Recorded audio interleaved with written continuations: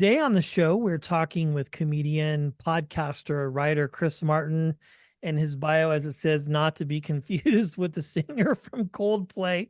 Does that happen a lot, like for real? It happens a lot on the internet. Bizarrely, despite my social media, me holding a pic. Oh, maybe I don't have any, but I say brackets not in Coldplay. Yet still, people think because we're British and I don't think we look the same. But turns out to certain parts of the world, we look the same. I So mean, I could see the resemblance, but the funny thing is like when your publicist pitched you, and I was like, oh, yeah, I know Chris. He's great. He wrote for James Corden. He's done a lot of great things. I was excited to talk to you. So but it's funny they included that not to be confused with Chris Martin from you just Gold. don't know. Do you know what? I keep getting invited to like random events in LA. One of them I went to like the opening of a hotel and got a free meal. And I was like, I wonder if they think I'm it. But then I got invited again. So I was like, well, maybe they, I don't know. I'm not in any way famous, but I'm like, I would never, I could I could be nominated for an award for something I've done, like for this album. And I would still go to the award show and assume they invited me by accident. That's funny. Well, the recent album that came out was Above Ground Comedian, Yeah. which is really funny. And it released on the 23rd of February. And Yes. it's your full length sophomore comedy album. So you had done one before. It's Yes. available for people to stream everywhere, and about a 2 year difference between the two. So it's been out for a little while. What has the response been from fans? What do people have to say? Because, I mean, putting out an album is one thing, but two albums is a really big deal. Oh, thanks. Yeah, the first one was a weird one because it was in the pandemic and it was kind of patched together like stand-up bits and kind of made it one continuous thing. But the second one was more of we weren't in the pandemic anymore, and so I was like, oh, cool, let's go and actually record this as a piece. And yeah, people have been very nice. People have been very positive about it. It's some people are surprised it's clean. It's like basically I don't think I swear in the whole thing, and I don't I think don't really think so, if I remember correctly. I mean, I listened to this a while ago, but yeah, I mean, I don't know why that's so terribly surprising because you don't have, it's not a dig on anybody, but like you can be funny and it still works. yeah, it's funny. Definitely like mums, old people, more old people than I realized like it if you don't swear. It's like not that I'm trying to corner the boomer market, but people are like, I liked you because you didn't swear. I'm like, did you like it because it made you think about stuff in a different way? And they're like, it's because you didn't swear. But yeah, I didn't even realize. I think in America it's a bigger deal than the UK to not swear. I think because there's more religious maybe in this country, so people appreciate you not swearing. But the only reason I do it is for literally no reason. Sometimes you just do something because you heard something back in the day and you just haven't changed. Someone just told me once if you put a joke has swearing in it, it isn't finished yet, which I don't actually agree with because sometimes some of my favorite comedians swear, but all the time. But I think I just like the challenge of it. I'm like, can I make this work without a swear word? And actually, in the album, there's one joke that for all before I recorded it, I had the F word in it. Because I don't know why I could swear on here, couldn't I? But I decided Yeah, not you're to. fine. I feel like I shouldn't know now. I've said this whole thing. But I definitely do swear in real life. But then it was like the rhythm of it saying effing whatever, like made it funnier. No, it was a F it. I said F it, let's try magic. I think it's just a joke about manifesting. And then in the recording, I tried it a couple of times without saying F it, like a version of it. And then I said screw it on the when we recorded. And it actually got a really good laugh, but weirdly, it hadn't always got such a good laugh. So I don't know. Sometimes the joke is better with a swear word, but if you can get the intention of the swear word without swearing, that's a nice sweet spot. Yeah, no, I mean either way is fine, I think personally. I just enjoy comedy. So Chris, let me ask your style when you write and get an hour together, put it Yeah. out on album form or whatever the case might be. is your process to immediately shelve that hour and start on new stuff? What do you do? Do you sprinkle them in while you're doing new material, depending Yeah. on your audience?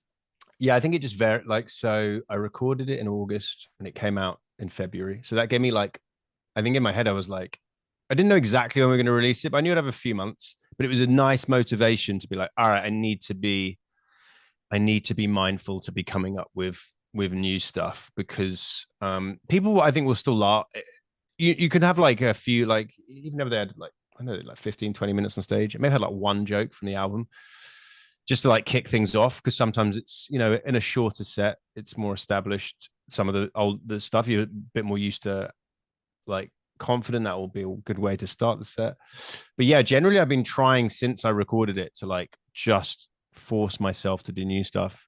And then I was like, none of this is as good as the album. I was like, I don't have anything good enough. But then I did a set like a few weeks ago, and I had like 40 minutes of new stuff. So it's weird. It surprises you because I think you're always comparing it to the album like quality wise, but ultimately the album was some of the stuff I've been working on for a year or two, so you're just going to get it tighter.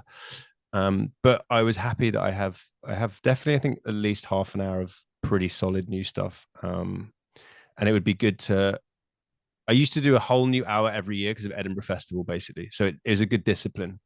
I did 5 hours in a row, so I think I'm just used to that. Once it's recorded or it's gone to a festival, then time to think of the new stuff. And I'm more excited by the new stuff because I haven't said it as much. Yeah, I would imagine so. I mean, some people say they've been telling these jokes, so to speak, for like 10 years, and then they record it, put it out, and it's almost like therapeutic maybe in some ways to Mm-hmm. do something new, but also know that you have your bench if you need to go to it while you're working I on like new that term. stuff.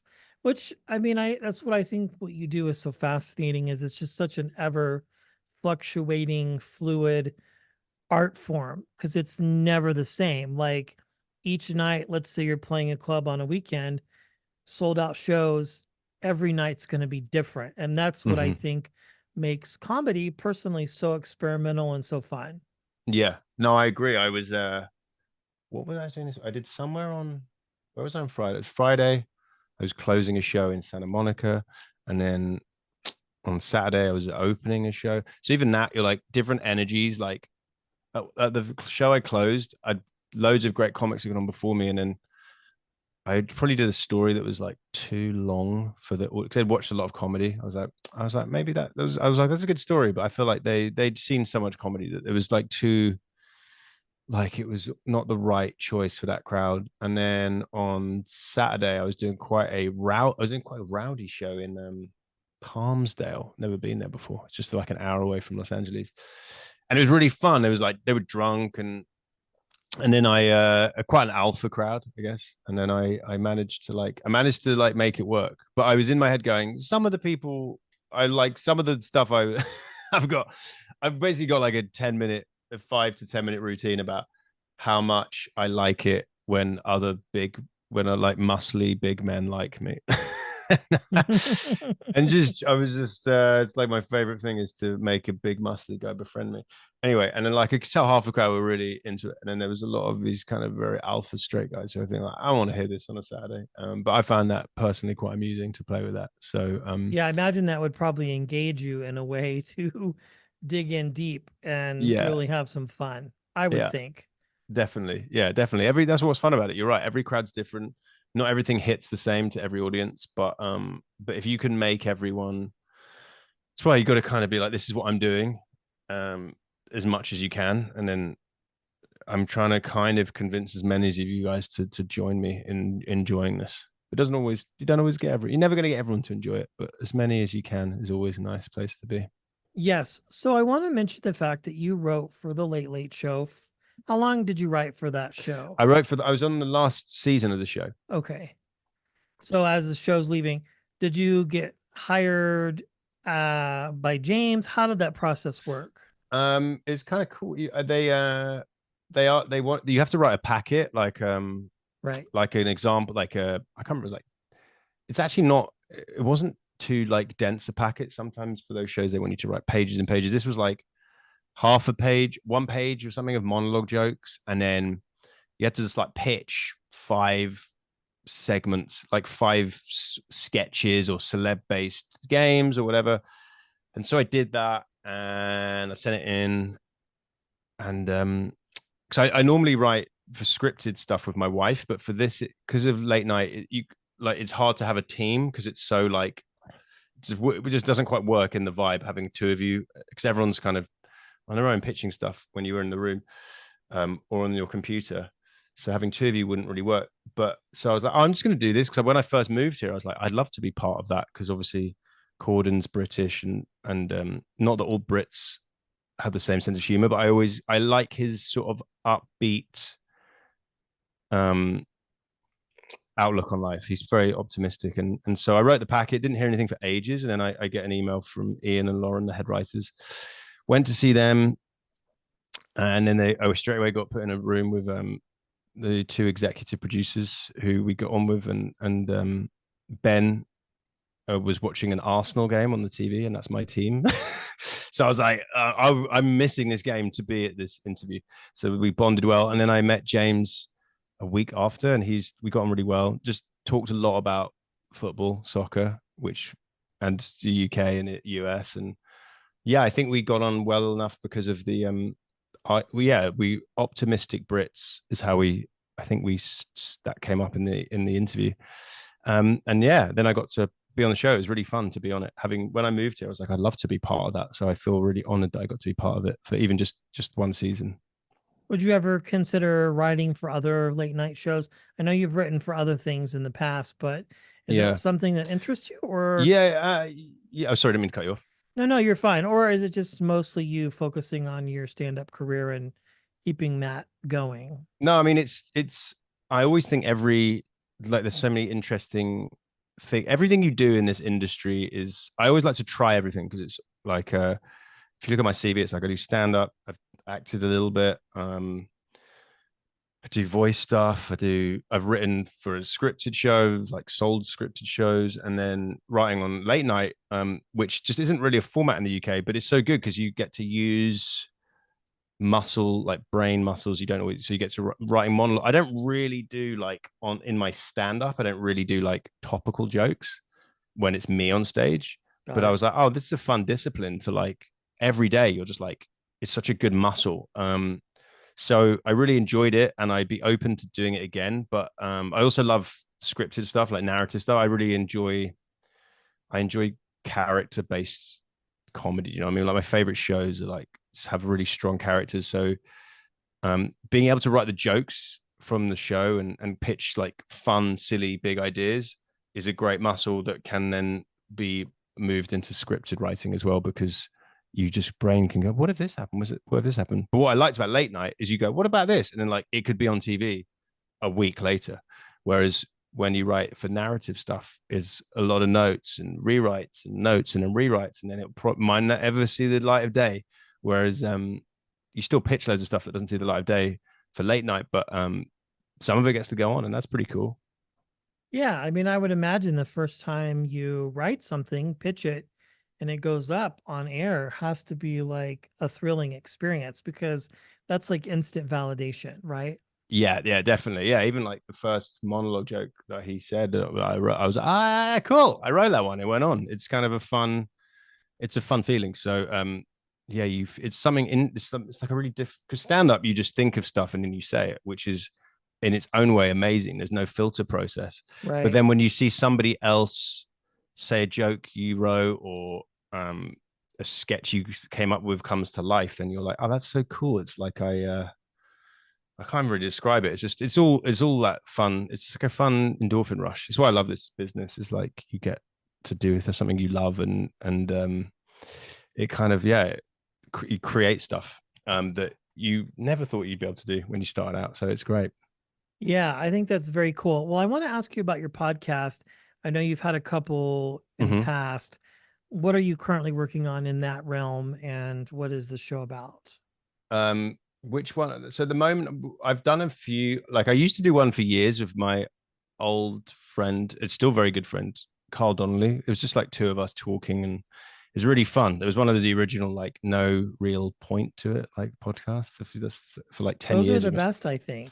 I know, but we did it for 10 years. And then when I moved here, it was weird. I moved here and then it became difficult to do it because we always had a guest and doing a guest. And then back then, even though it was only a few years ago, like Skype wasn't as good for doing it. And now Zoom has become like we're doing this right now. It's become so much easier.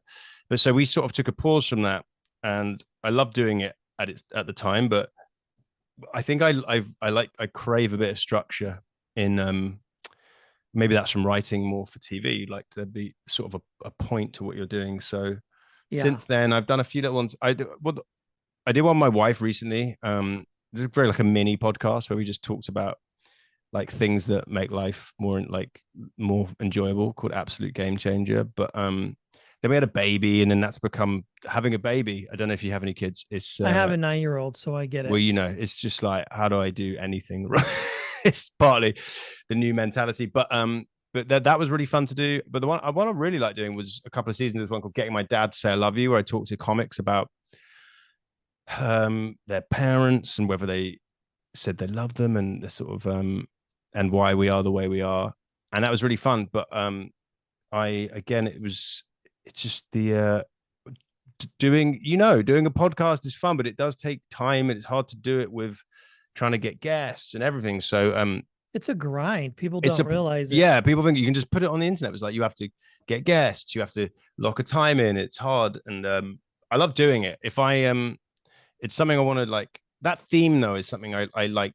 It's even if I'm not doing it right now, it's like on pause. I think I realized about myself. I find the sort of dad son dynamic so fascinating that I kind of want that to live on in whether that's in scripts I write or podcasts or what I talk about on stage. I think it's just it's something that I'm very interested in. I realized about myself when doing the podcast. So um, they're great for that in one way. Even if you don't continue to do it every week or whatever, you're like, oh, it's such an interesting way of creating and it can spark other stuff. I mean, that's how I started, was talking about being a single dad. And then somehow, in a weird way, it evolved into this. I don't know how. Honestly, like I go back and look at my catalog and I'm like, how did I wind up doing this? And then the strike hit and we started talking to tons of comedians. And now that's mostly kind of, I don't know, we have a mix of different things. But yeah, I mean, Sorry, can I just say you're being a single dad? That is, mate, you are. I mean, thank being a you. dad with just the two of us, because we have no grandparents here because we live far away. I was like, it's so hard, two and one. So being a single dad, you are a superhero, mate. That's Well, I tough. try. Well, I have help, but yeah, I I mean, appreciate. you have to have some help. If you don't have any help, you can't like earn money and raise a human at the same No, time. it's a So very challenging thing, but I'm very thankful and it's very rewarding and it's the best. Um, I wanted to ask, so now you've done the albums, you've written, you've done a few things. Is there one lane, Chris, in particular that you want to focus on now, or is it just experimental with continuing to write scripts, do stand up, partner with your wife? um, Which one well, I think is that kind of a yeah, focus? it's funny whenever I don't know if this is my personality. Whenever I do like so much of one, I'm then excited for a bit of the other. So like when we were writing on the Late Late Show is great, but you're like it takes up a lot of your time. And then when I'd get the odd time to go do some stand up in the evening, I'd be like, oh, this is so nice. I just get to just do like 50 minutes of my own jokes, and then but when you're not doing the Late Late Show, then you're like, oh, it'd be cool to just like have a fun TV writing job where I get like lunch and stuff. And you get the camaraderie of like bouncing off ideas of people and being in a fun space. So yeah, I think my philosophy is like there's definitely things I love and like I said, like I feel like I love stand up and I love acting as well. When I get to do that now and again. I'm lucky in one way. I like a lot of elements of the business. But really I think I'd love to create my own show is one thing that's something I'd love to do. Um and so it's something about figuring out the whole world of something. You kind of feel like God. I love But it. Yeah, it's that it's creative gene that people have that really like, and if you can parlay it into a career, even better, like you've yeah, done. I think yeah, that's everybody's dream is to parlay it into a career where you can just do this or maybe different versions of that, yeah. this, and make it a good living off of it. And I think that's what inspires people. But as you said to your point, people don't realize, like for me it's a one man show. I mean, I get so many emails every day about this and that, and I've gotten very particularly picky lately because it just takes up so much time and I don't like to Hmm. do stuff when I have my kid. And so like I have to figure it out. So congrats on all your success, for real. I have no thank you. That's very nice of you to say. It's very sweet. But it's very, I done it. No free time is the one thing that like I really, I mean, I like to be busy as I guess it probably sounds that way with liking to do all these different things, but really with a kid in the mix now is like, just like, even I was saying to my wife last night, it was like, I didn't even really want to watch TV. I'm like, I don't even have the energy to concentrate on following a story. Just so funny because I love watching good TV normally, but it's like, yeah, you just don't get a minute. So even stuff like this is nice actually, because this is like, Yeah, this I guess is we're just having probably a the chat. most It's fun fun. thing. Yeah, like I started rewatching a show last night that I started years, The Walking Dead, and Oh yeah, I love kind of Walking Dead. felt like I wanted to get into it again. I made it in a few seasons, but so much has happened and now they're bringing back old characters for new shows. So I'm like, yeah, but even watching that, I just kind of found myself going, man, I forgot how intense this show is and how much effort it takes to like commit to a show. But sitting down, talking to you, other great people is far more enjoyable, I think. If I could do this all day, I certainly would. Oh, it'd be great. Do you want to hear a fun Walking Dead fact that will Of be relevant? course. To I am filming this from inside Pollyanna McIntosh's old apartment, and she is, I forget the name of her character. She's the tall one. Do you know she came in season? Oh, crap. What was her character? How far have you watched it? What season have you got to Oh, on I'm Walking? just barely getting into season one. All right. Well, anyway, in season, because I think we watched it till she came in, and like season 7 or 8, she's a very tall um character who I think is like, I forget, she's like the head of the leader of some people that live in like a scrapyard. That's all I remember. She's very good. Anyway, she's friends with my wife, and then she used to live in this apartment. She moved out, and we moved in. So yeah, enjoy when you get there, mate. In like 9 years, when you get to that season, I know. you'll It's gonna think of be a this minute. apartment with the greenery and the Nicolas Cage pillow, and then some other just clothes I haven't thrown out because I've got no space. That's awesome. Well, the album is Above Ground Comedian Blonde Medicine, yes, and it can be Yes, streamed everywhere. stream it wherever. Above Ground Comedian on all the places wherever you get your music from, I guess. Chris, thanks for hanging out, man. I Dude, appreciate thank your you so time. much. It's really nice to meet you. Thanks for having me. Absolutely.